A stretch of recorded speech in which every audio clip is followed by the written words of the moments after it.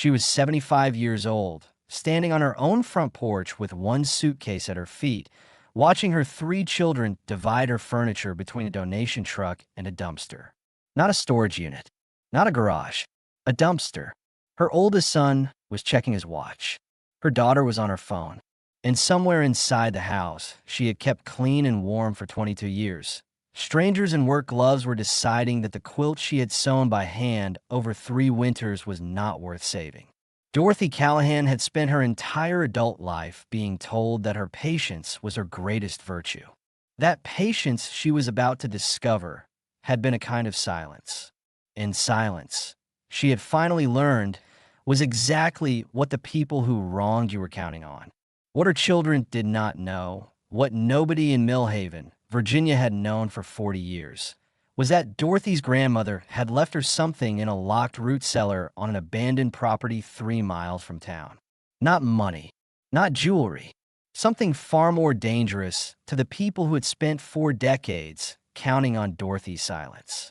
Letters, evidence, the kind of truth that does not age, does not soften, and does not forgive being buried. By the time the sun set that evening, Dorothy Callahan would have read every word.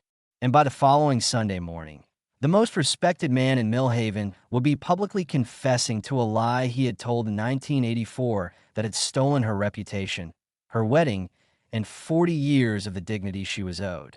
Stay with this story, because what happens when a woman who has genuinely nothing left to lose finally opens a door that was locked for her protection? It will change the way you think about patience, about truth, and about what we owe the people we love. Dorothy had not been born into a life that asked much of her in the way of drama. She had been raised quietly, the eldest of 2 daughters, in a modest house in Millhaven by parents who believed that hard work and good character were sufficient armor against whatever the world might send your way. Her father had been a high school history teacher. Her mother had taken in sewing to supplement their income. And it was her mother who had first put a needle in Dorothy's hands when she was 7 years old, teaching her the particular satisfaction of making something precise and lasting out of raw material. Dorothy had grown up to be a seamstress of real skill, not a hobbyist, a professional with a small alteration shop on Crescent Street that she had run for 30 years with the kind of quiet competence that earned loyal customers but rarely drew attention to itself. She had been content with that. She had never wanted to be remarkable. She had wanted to be good at her work and kind to the people around her and loved by the man she intended to marry. That man had been Frank Callahan. Frank had come into her shop in the autumn of 1983 to have a dress shirt altered for his niece's engagement dinner. He was 43, a widower, a carpenter whose hands were always slightly calloused, and whose voice had the unhurried quality of someone who had learned that most problems resolved themselves if you didn't panic at them. Dorothy had been 36. She had been alone for a long time, for reasons she had learned not to discuss in public. They had talked during the fitting. He had come back the following week with another shirt and less reason to be there, and they had both understood that the shirt was not really the point. He proposed on a Tuesday evening in January, sitting in her small kitchen with a cup of coffee he hadn't touched because he was too nervous to drink it. She said yes before he finished the sentence. She had been waiting for something like this for a long time, and she recognized it when it arrived. They set the wedding for June of 1984. Millhaven Community Church, the large white steepled building on the square that had anchored this town's social life for 100 years. The invitations were printed. The flowers were ordered. Dorothy made her own dress. Ivory silk with a fitted bodice and long sleeves that ended in delicate points at the wrist, the most careful and loving piece of work she had ever done. And then Reverend Gerald Holt decided that he could not allow the wedding to take place. Reverend Holt was 40 years old in the spring of 1984. He was tall, well-dressed, possessed of the particular magnetism that certain men develop when they discover early that their voice and their confidence can move a room. He had led Millhaven Community Church for 8 years and had in that time made himself indispensable to the town's social architecture, chairing charitable committees, counseling families in crisis, appearing at every important occasion with the reliable warmth of someone who understood that presence was its own form of power. Dorothy had first noticed his attention during the pre-wedding counseling sessions that the church required of all couples who married there. Compliments that lasted a beat too long. A hand on her arm when a nod would have served. A look that she recognized, had learned through difficult experience to recognize, as something that had nothing to do with pastoral guidance. She had mentioned it to no one. Not Frank, who would have been furious and might have done something that ended badly. Not her mother, who worried too much already. She had simply tried to keep distance between herself and the Reverend, hoping that her clear and consistent unavailability would communicate itself. It communicated nothing. It only made him angrier. 3 weeks before the wedding, Reverend Holt called a private meeting with 3 of the church's senior elders. Dorothy did not learn what was said in that meeting until years later, when one of the elders, a man named Charles Webb, who died of a stroke in 2002, told Frank on his own deathbed that he had always regretted what he had done. Holt had told them, with tears and visible reluctance, that Dorothy Callahan had come to his office and made a proposition that had shocked and disturbed him, that she had expressed what he called an inappropriate attachment, that he had refused her firmly, that he felt it was his duty to inform them before she married an innocent man in their church. The elders had believed him without question. Of course they had. He was her shepherd. She was a seamstress with a past that people whispered about. Whispered, she would understand only later, because Holt himself had been whispering about it for months before the wedding, seeding the ground for exactly this moment. Within 48 hours, the story had traveled through Millhaven the way such stories travel in small towns. Faster than any newspaper, louder than any announcement, impossible to retract once released. The wedding was canceled by the church. Frank's family, who were pillars of the congregation, were horrified. His sister called Dorothy unstable. His mother told Frank that if he married her anyway, she would not attend and would not forgive him. Frank had believed Dorothy. He had looked at her across her kitchen table. Hearing the story, she was too shaken to tell without her voice breaking, and he had said without hesitation, "I know you. I know what kind of person you are." I don't care what he said. They married at the county courthouse on a Thursday afternoon in July, with Dorothy's grandmother Nana Rose and one friend as witnesses. No flowers, no dress. She could not bring herself to wear the one she had made for the church wedding. They went to a diner afterward and ate hamburgers and held hands across the table and tried to pretend that the wedding they had wanted had not been taken from them by a man whose vanity had been wounded. They had 30 years after that. 30 years of building a life together in Millhaven while remaining always slightly outside its social center. Frank built furniture and repaired houses. Dorothy ran her shop. They raised 3 children. They were, as often as possible, happy. But Millhaven remembered. Millhaven always remembered.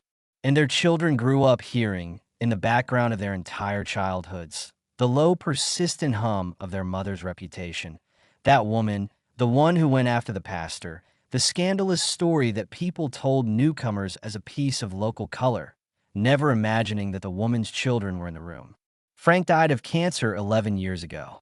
Dorothy had nursed him through it with the same steady, precise care she brought to everything.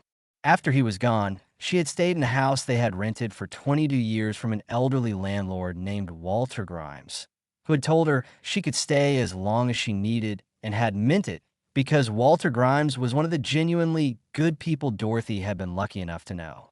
Walter died 8 months ago.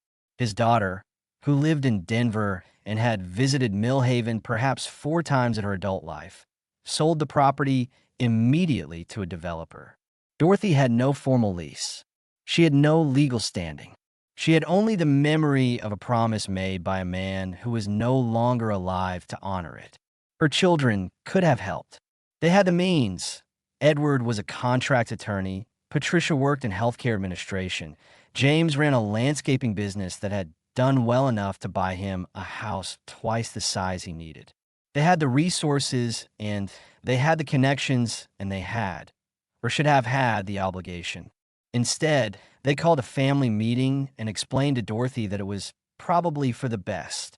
The morning they came to supervise her removal was the 5th of October, a weekday, clear and cold with the particular sharpness that Virginia autumns sometimes produce.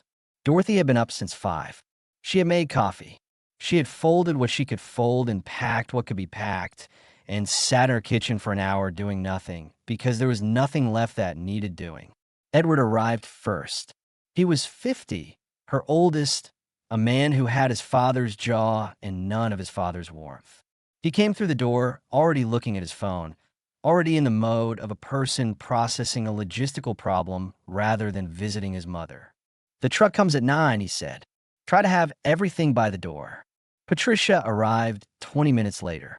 She was 48, competent and brisk, and always slightly impatient with situations she considered inefficient. She kissed Dorothy's cheek without quite making contact, and immediately began moving through the rooms with the practiced eye of someone assessing what was worth keeping and what wasn't. James was last. He was 45 and in many ways the kindest of the three, which meant he was the one who looked most uncomfortable and said the least. He stood in the doorway of the kitchen and didn't quite meet his mother's eyes. "Where am I supposed to go?" Dorothy asked. She had asked the question before in different conversations over the past 3 months. She asked it now without accusation, simply as a woman who needed a practical answer that had not yet been provided. "Mom," Patricia set down the vase she had been examining. "We've been over this. There are facilities. The facilities have waiting lists," Dorothy said. "I've told you this. 9 months minimum at every one within reasonable distance. I showed you the letters. Then you need to go somewhere in the interim," Edward said, his voice carrying the flat patience of a man who has decided the conversation is an obstacle between him and his schedule. "A motel, a friend's house. There are options. A motel costs money I don't have, and my friends are 75 years old and live in small apartments," Dorothy said. "Edward, I am your mother. I am being put out of my home because of a legal technicality and a landlord's daughter who has never met me. Are you genuinely telling me that your solution is a motel?" "We don't have room," Patricia said, and the way she said it, quickly, as if the words had been prepared, told Dorothy that this sentence had been agreed upon in advance, perhaps in a phone call between the three of them where her situation had been discussed and resolved without her. "We've all talked about it. Michael has the new baby. I travel constantly. Edward's house. Linda doesn't want a long-term guest," Edward finished. "We're not trying to be cruel, Mom. We're being realistic." Dorothy looked at her children. She looked at them the way she had looked at every piece of work she had ever done, honestly, without the distortion of wishful thinking. What she saw was not cruelty exactly. It was something in some ways worse than cruelty. It was convenience. They had decided that her situation was inconvenient, and they had arranged their feelings around that decision rather than the other way around. "I have somewhere to go," she said. They looked at her. Nana Rose's old property, out on the Whitfield Road. The house burned down 15 years ago, but the root cellar is still there, built into the hillside. I can stay there while I sort things out. The look the three of them exchanged was the look of people who have just heard something that confirms a suspicion they had been too polite to voice. James was the one who spoke, and he said it gently, which somehow made it worse. "Mom, that place has been empty since the fire. There's no electricity, no water." "I know what there is and isn't," Dorothy said. "I'm not asking your opinion. I'm telling you where I'll be." She picked up her suitcase. It was the old one, the one with the broken wheel that she had been meaning to replace for 2 years and never had. She walked to the door. Behind her, she heard Edward say something to Patricia in a low voice. She heard the word dramatic. She did not turn around. She walked down her porch steps and onto the sidewalk and kept walking. 3 miles to the old Whitfield Road property. She walked it in just over an hour, the suitcase dragging, the October air cold enough that her breath made small clouds, the trees along the road in their last extravagant color before the gray set in. She thought about Nana Rose, who had died 22 years ago at the age of 91, who had been the most honest person Dorothy had ever known, and who had pressed a small brass key in her palm on the last day of her life with an urgency that Dorothy had attributed to the confusion of dying. "The root cellar," Nana Rose had said, her voice barely audible, but her grip surprisingly strong. "When you have nothing left, Dorothy, when they've taken everything and you're standing in the dark, go to the root cellar. I left you something that will help you. Promise me you'll remember where it is." Dorothy had promised, holding her grandmother's hand and thinking it was the kind of thing a person said at the end. Not meaningless, but not to be taken as a literal instruction. She had kept the key because it had been her grandmother's, not because she expected to use it. She had been wrong about that. The property had a different quality to it than she remembered from childhood. The house was gone entirely. Fire had taken it, and nature had taken the rest. The concrete foundation, now so thoroughly colonized by vegetation that it was barely distinguishable from the hillside. But the root cellar, built into the slope behind where the house had stood, was exactly as she remembered it. The heavy wooden door was weathered gray and sealed with a rusted padlock that looked like it had not been touched in decades. Dorothy set down her suitcase. She reached into her coat pocket and found the key, which she had carried on the same key ring as her house and shop keys for 22 years without ever consciously thinking about why. She fitted it to the padlock. The rust fought her. She worked the key back and forth, both hands, all her remaining strength, feeling her 60-plus years of seamstress work in the precision of her fingers, even now. The lock gave with a sound like something being freed rather than broken. The door was harder. Moisture had swollen the wood and warped the frame over decades of seasons. Dorothy braced herself against the hillside and pulled with everything she had, and the door tore open on the third attempt with a groan of old timber surrendering. Cold air came out first, the particular cold of underground spaces, earth smell, and old wood. And beneath that, something she recognized immediately and could not have explained if asked: the faint ghost of lavender. Nana Rose had kept lavender sachets in everything.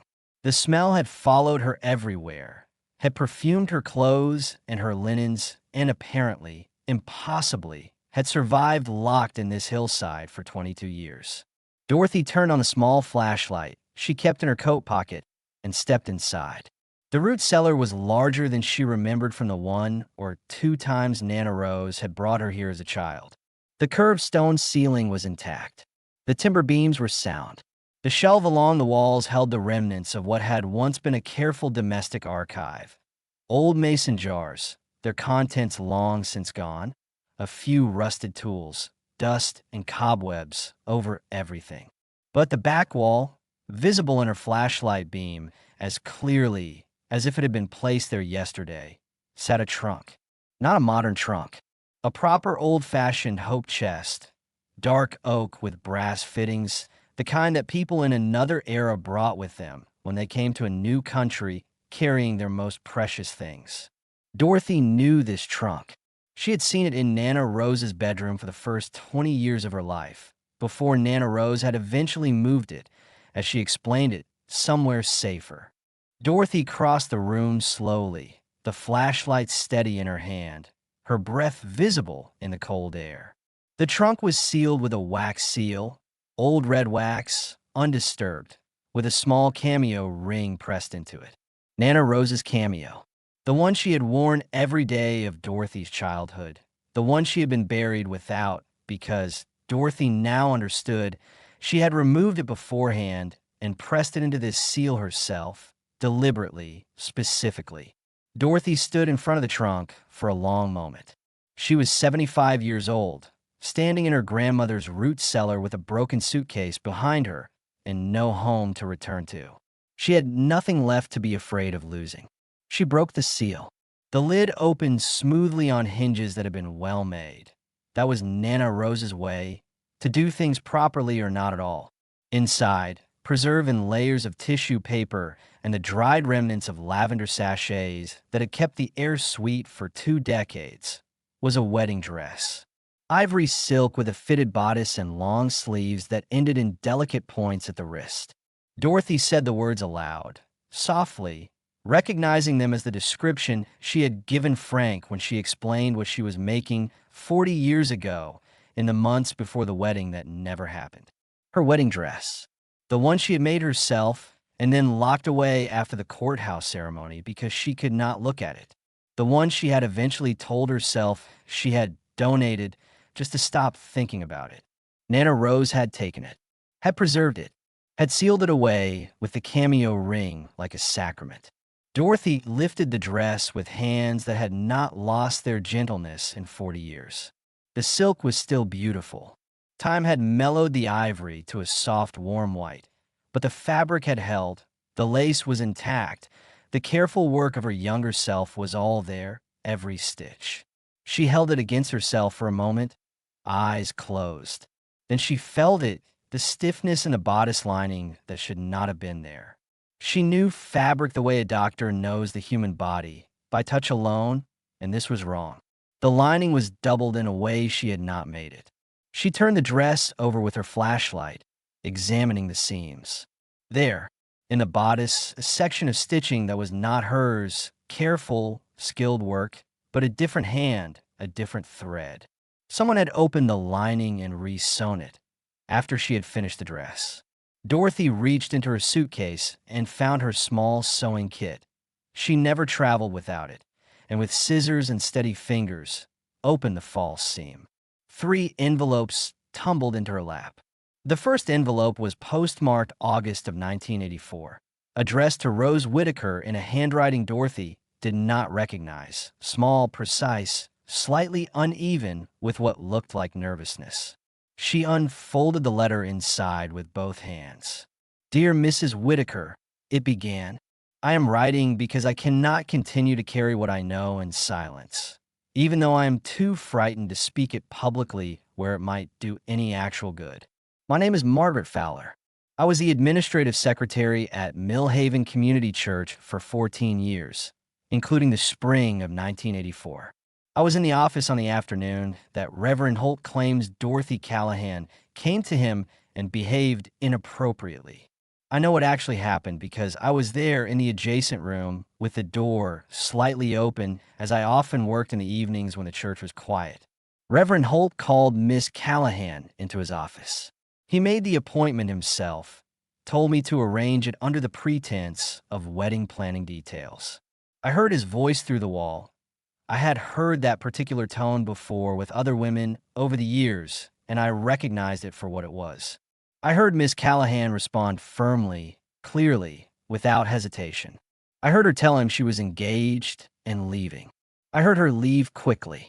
He was visibly angry when he came out of his office. Within an hour, he was on the telephone with Elder Raymond Crawford, and I heard him say things that were the exact opposite of what I knew to be true. He was calm and practiced. He had clearly thought about what he was going to say before he said it. I wanted desperately to correct this. I composed letters to the elders. I drafted a statement.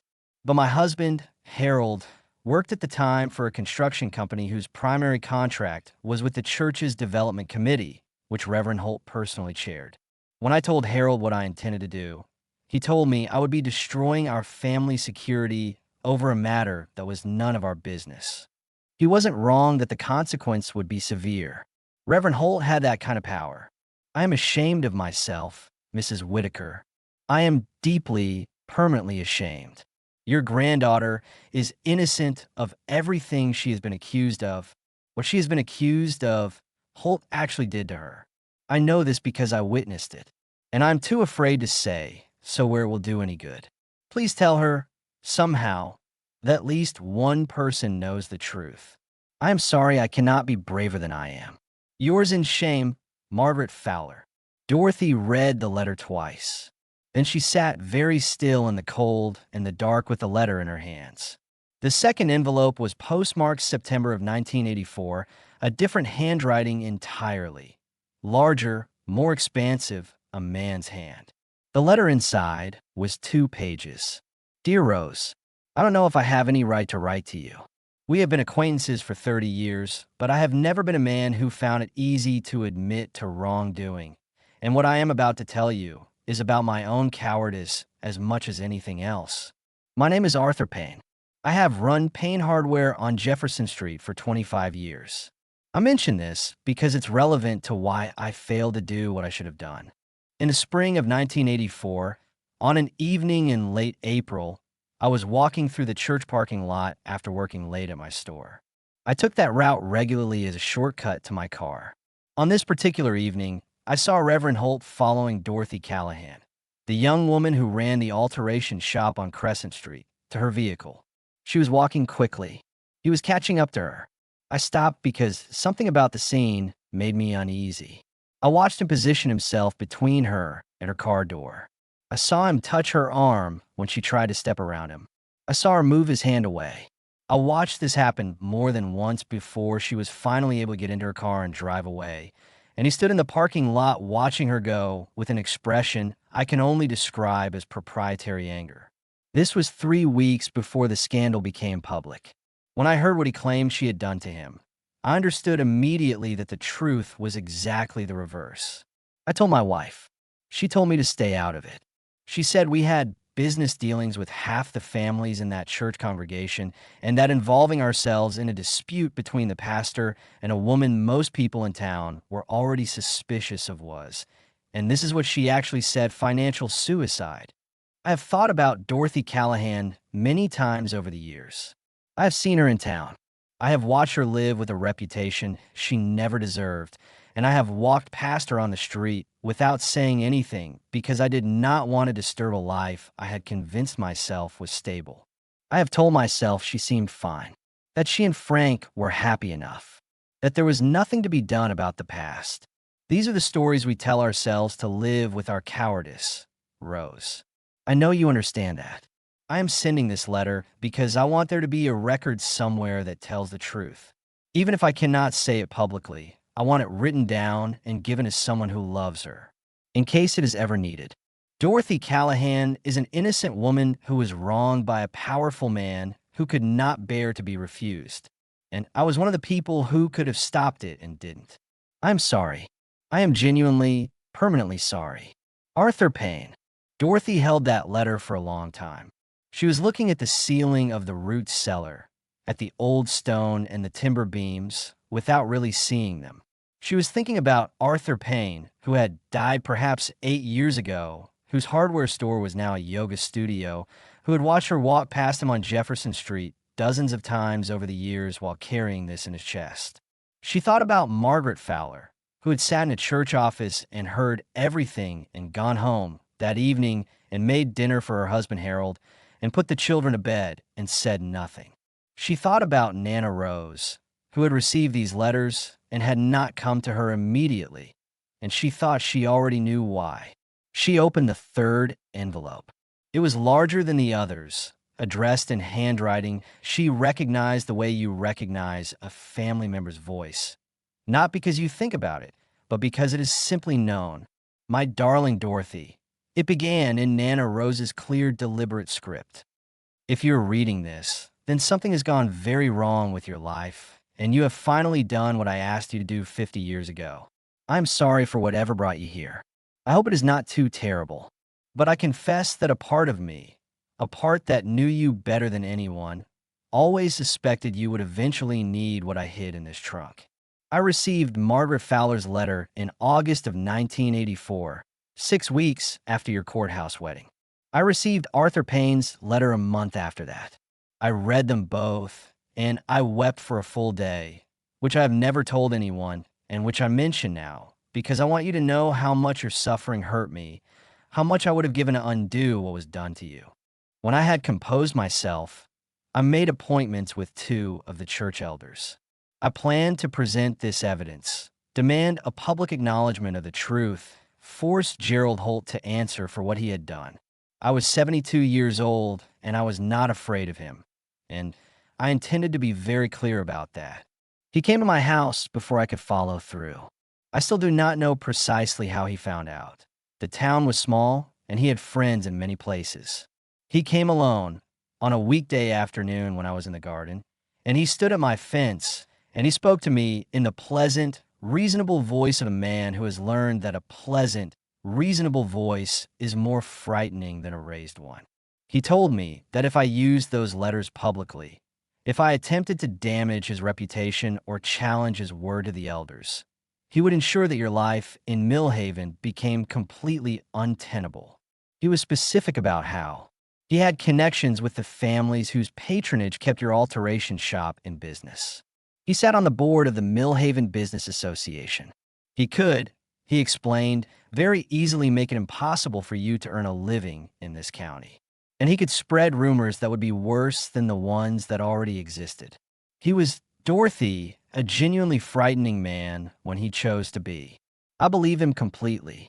And you had just married Frank, and you were trying so hard to build something decent out of what had been taken from you. I thought, perhaps I was wrong. I have never been entirely sure. I thought that protecting you meant protecting the fragile new life you were building, even if it cost you the vindication you deserved. So I put the letters away. I sewed them into the lining of your wedding dress, and I locked them in this cellar. And I told myself I was keeping them safe for a moment that might never come. And then I asked you to remember the key. I failed you in the way that people fail each other out of love rather than indifference, which is its own category of failure, and I think in some ways the hardest to forgive. I wanted to protect you, and I protected you from the wrong thing. I protected you from conflict when what you needed was truth. I do not know as I write this, and I am writing it on what I suspect are my last genuinely clear-headed days, whether Gerald Holt is still alive when you find these letters. I hope, if he is, that he has lived 40 years with the particular weight of knowing exactly what he did. I hope it has been heavy. But here's what I want you to do, my darling girl, regardless of whether he is living or dead, regardless of whether the people who believe his lie are still in Millhaven or gone to wherever people go. I want you to tell the truth, publicly, clearly, with evidence in your hand and your head held the way you always hold it when you're doing something that matters. I want you to speak it out loud in a place where people can hear it, because the truth was denied a public hearing 40 years ago, and it is owed one. Not for revenge. I am not leaving you these letters so that you can destroy Gerald Holt, though he arguably deserves destruction. I am leaving them so that you can stand in your own name, clearly and without shame, in front of the town that whispered about you for 40 years and say, I was telling the truth. I was always telling the truth. You deserve that. You have always deserved that. Use these letters. Use your voice. Make them listen. I love you more than I have ever managed to say adequately. I am so sorry I was not braver when bravery would have cost me something real. But I tried, in the way I knew how, to leave you what you needed. All my love, always. Your Nana Rose. Dorothy sat in that root cellar for a long time after reading her grandmother's letter. She sat with the wedding dress across her lap and the 3 letters spread on the old trunk lid and the flashlight casting its small, steady circle of light, and she let herself feel all of it. The grief for 40 years of undeserved shame, the love for a grandmother who had preserved truth as carefully as she had preserved silk, the complicated anger at the people who had known and stayed silent, and the larger, more complicated anger at the one man who had made their silence necessary. And then, because she was Dorothy Callahan, who had been doing precise and difficult work under pressure for 50 years, she began to think practically about what needed to happen next. Gerald Holt was 78 years old. She knew this from occasional pieces of local news that still reached her. A retirement announcement from the church 12 years ago, a photograph in the Millhaven Courier at some charitable event. He was still alive. He still lived in town. And Sunday morning, which was tomorrow, was the day that Millhaven gathered. Dorothy spent that night in the root cellar, wrapped in blankets she found folded in her suitcase, reading the letters by flashlight until she had every word memorized. She slept in short intervals, waking to plan, and then sleeping again when planning gave way to exhaustion. Her back ached. The ground was cold. She was 75 years old, and she had not slept on a floor since she was a girl. She had never in her life felt more purposeful. In the early hours of the morning, before the light came, she did the thing she had understood she needed to do from the moment she lifted the dress from the trunk. She worked by flashlight with a small sewing kit from her suitcase, her fingers still precise after 50 years, and she altered the wedding dress. She removed the train. She shortened the back hem. She took the veil completely away. She changed the neckline, not drastically, but enough, adjusting the collar so that it read less as bridal and more as formal, the kind of thing a woman might wear to an occasion that required gravity and intention. She found the old shawl in her suitcase. She had kept it because Frank had given it to her on their 25th anniversary and draped it across her shoulders in a way that completed the effect. When the light was good enough to see clearly, she examined herself in the small, compact mirror she kept in her bag. What she saw was not a woman in a wedding dress. What she saw was a woman dressed for the most important thing she had ever done. She walked the 3 miles back toward town in the early morning light, the letters in her bag, the dress she had made 40 years ago moving around her legs as she walked. Millhaven's Sunday morning fellowship gathered in the town square at 9, before the 10 o'clock service, a tradition that had been in place for as long as Dorothy could remember. Coffee and conversation in the open air when the weather allowed, which in October it barely did, but people came anyway, wrapped in coats, hands around cups. It was the most reliably populated public space in Millhaven's week. Everyone who mattered was there. That was, of course, the point. Dorothy arrived at 8:55. The square was already filling. She moved through it without hurrying, and people saw her, saw the dress, saw the particular quality of her bearing, saw the cloth bag she carried in front of her with both hands like something being brought to an altar. Conversations paused. Heads turned. She heard her name passing from group to group in the way names travel through a crowd that knows you.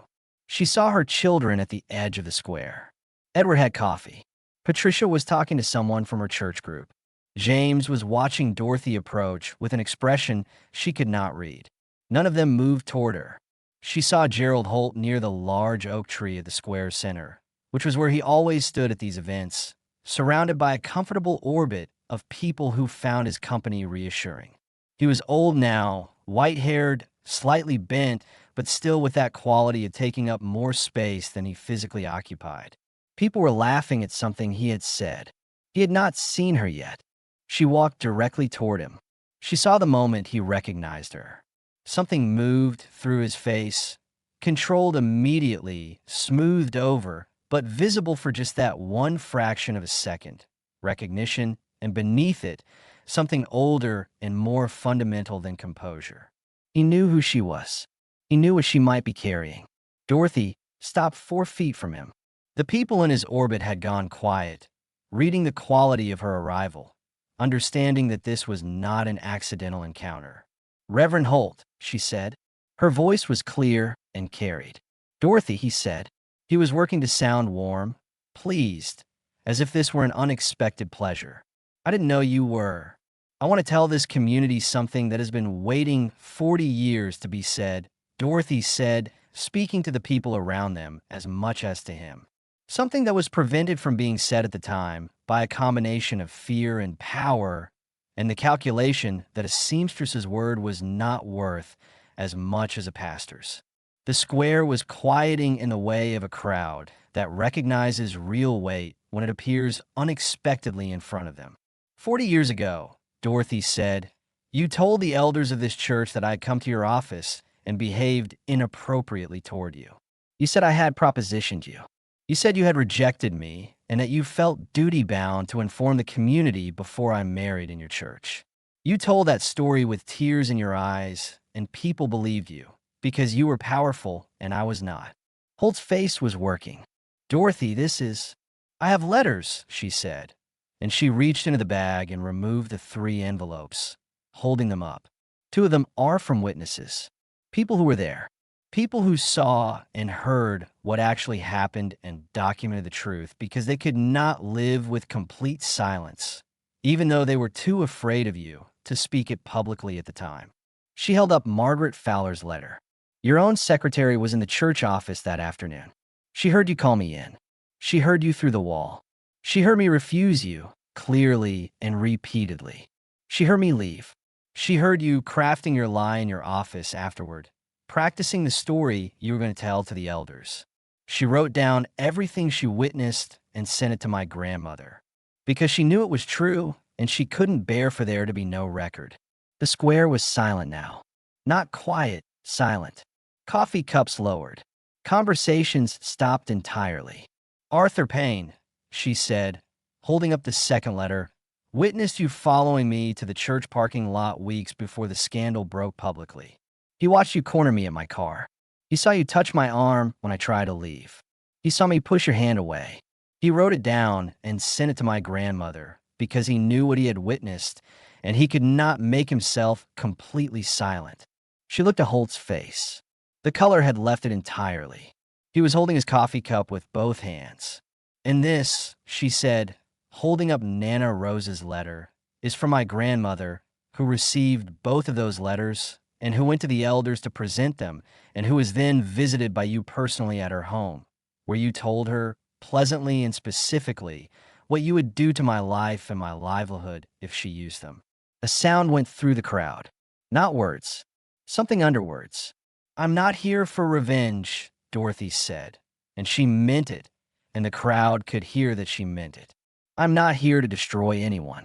I am 75 years old, and I have spent 40 years carrying shame I never earned, and I've spent last night in my grandmother's root cellar reading letters that should have been read to this town 4 decades ago.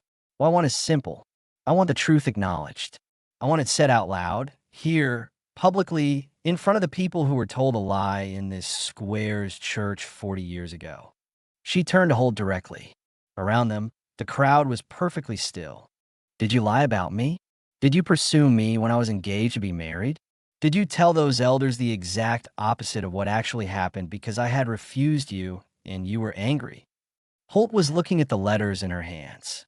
He was looking at the crowd, at the faces of people he had known for decades, people who were looking at him now with the particular quality of attention that comes just before a conclusion is reached.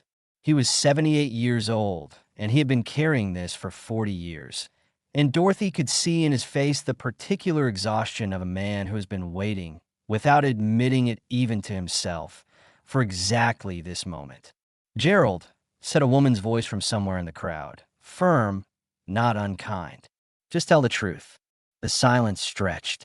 And then Gerald Holt's face changed. Not collapsed. He was not the collapsing kind, even now. But something in it loosened, the way a knot loosens when you find the right end to pull. Yes, he said. His voice was quiet, but the square was so silent that it carried easily. What she has said is true. I pursued her. She refused me.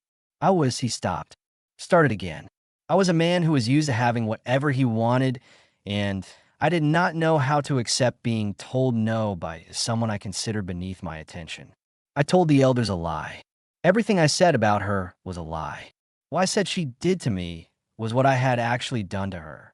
He looked at Dorothy, and what was in his face now was not the magnetic charisma she had feared for 40 years. It was just an old man's face carrying something old and heavy. I have thought about you many times, he said. I have told myself many things to make what I did manageable to live with. I have never truly succeeded. Dorothy, I am sorry. I am genuinely, profoundly sorry for what I did to you and to the life you should have had. The crowd around them was entirely motionless. Someone was crying. Dorothy did not look to see who. I accept your apology, Dorothy said. She said it clearly, without hesitation, because she had decided during the long night in the root cellar that this was what she intended to do, not for his sake, but for her own. I have carried what you did to me for 40 years. I'm not going to carry your guilt as well. That belongs to you. But I accept the apology because forgiveness is not something I am willing to withhold. Not because you deserve it, but because I do. She held his gaze for a moment. Then she turned to the crowd. I want one thing from all of you, she said. I want it known and remembered and spoken of honestly going forward that Dorothy Callahan was innocent of everything she was accused of in this town. That the life she lived quietly and decently for 40 years was lived under a reputation she never earned. That is all I'm asking. Let the truth be what this town remembers. Then she picked up her bag, turned, and walked out of the square. Behind her, she heard the eruption of voices. She heard her name called, multiple voices, some she recognized and some she didn't. She walked with her head up and the 40-year-old dress moving around her legs and did not turn around until she had crossed the square entirely and was standing on the sidewalk of Jefferson Street, where she stopped and breathed in the cold October air and let herself feel what was happening in her chest, which was not triumph or satisfaction, but something quieter and more permanent. It felt like being set down, like laying down something she had been carrying since she was 36 years old. She heard footsteps behind her and turned. It was James, her youngest, who had followed her out of the square at something close to a run. He was breathing hard and his eyes were wet, and he looked, for the first time in years, like the child she had raised rather than the adult he had become. "Mom," he said. "Mom, I'm so sorry. All these years you were—" "I know," she said. "We never believed." His voice broke. "We grew up hearing about it, and we should have—" "I know," she said again. Edward and Patricia arrived 30 seconds behind him, and they stood on Jefferson Street in the October morning, all five of them, the family that had been broken and was now standing in the rubble of what had broken it. And Dorothy looked at her three children and felt the full, complicated weight of what they were to each other. The love that had not disappeared even through the abandonment. The hurt that was real and could not be pretended otherwise. And the question of what came next that was entirely open. "You put me out of my home," she said. She said it simply, without theater. "You called me a burden. You supervised the removal of my belongings, and you went back to your lives, and you left me to sleep in a root cellar last night." None of them said anything. There was nothing to say. "I'm not going to pretend that didn't happen," Dorothy said. "I'm not going to step over it, because the circumstances have changed, and because I cleared my name publicly, and because it would be convenient for all of us to simply move forward. What you did was wrong. Not just legally or practically wrong. Morally wrong. I raised you, and I loved you, and I needed you, and you chose your comfort over my safety." "We know," Patricia said, and she was crying now, too, without performance. "Mom, we know. We were." She stopped. "There's no excuse." "There isn't one." "No," Dorothy agreed. "There isn't." She looked at them, her three children, who were flawed and who had failed her and who were standing on this sidewalk in the cold, willing to hear this, which was something. "Here is what I want to say to you," Dorothy said. "I want you to think very carefully about the people in your lives who are older than you. Your spouse's parents, your friends' aging relatives, the elderly people in your communities. I want you to think about how easy it is to start seeing someone you love as a problem to be managed rather than a person to be known. It happens gradually. I watched it happen with me. One day, I was your mother, and the next, I was an arrangement that needed to be made. That is what I want you to carry from this. Not guilt. Guilt is useless after a point. Understanding. The understanding of what it costs a person to be seen as inconvenient by the people who are supposed to love them most. Because I guarantee you that every one of us, if we live long enough, will be in the position I was in. And what happens to us will depend entirely on whether the people around us have learned to see us as people." She watched the words land. She watched her children absorb them.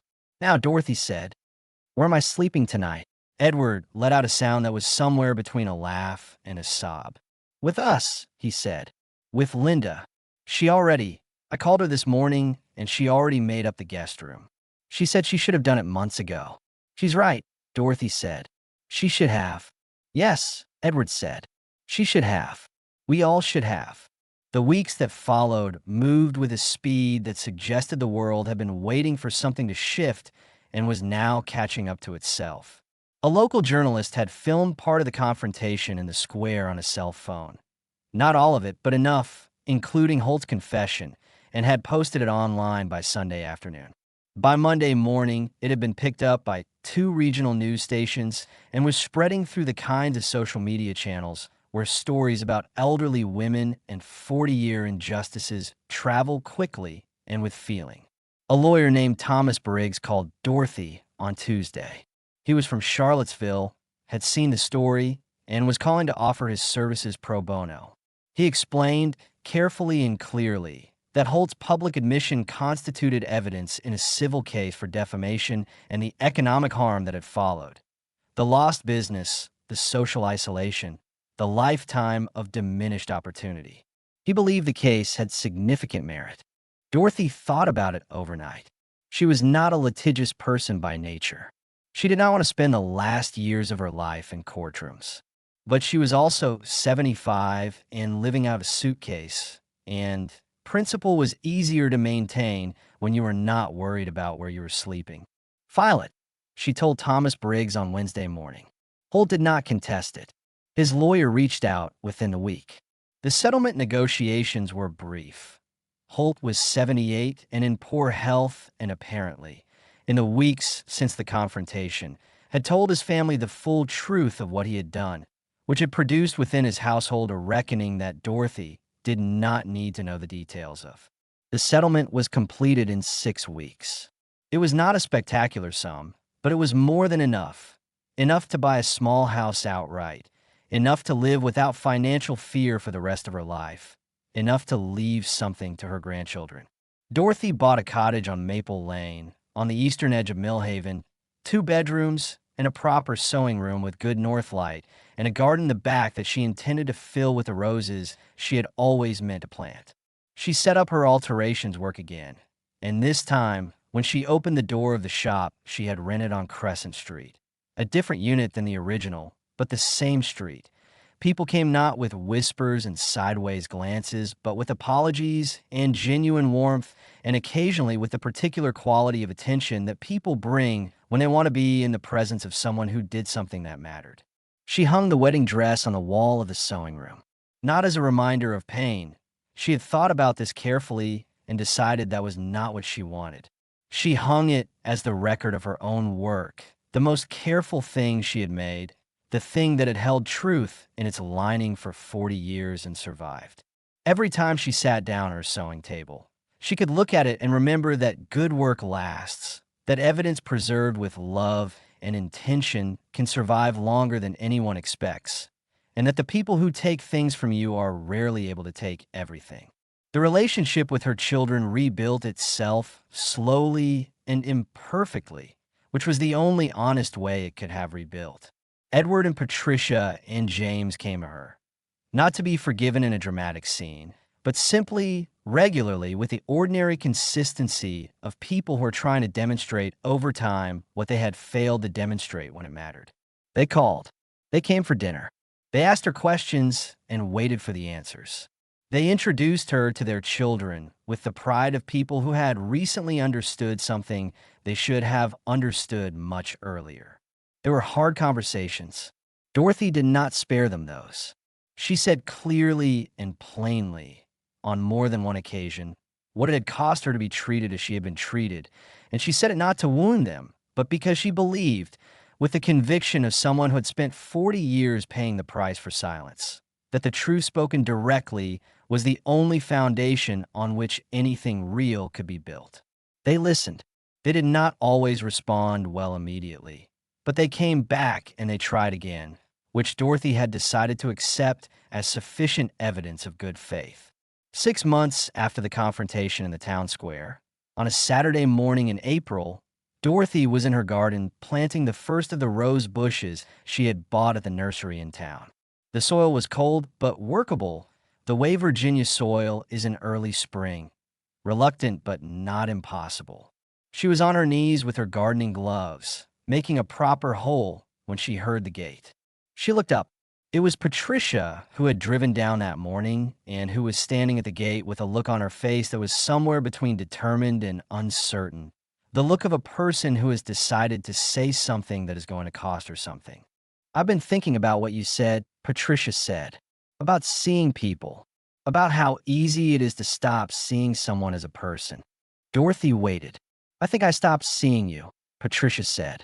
I think I was so focused on, I don't know, on the inconvenience, on the logistics, on keeping my own life running the way I needed it to run. I stopped seeing you as a person who needed me to actually look at her. She stopped. I'm sorry, Mom.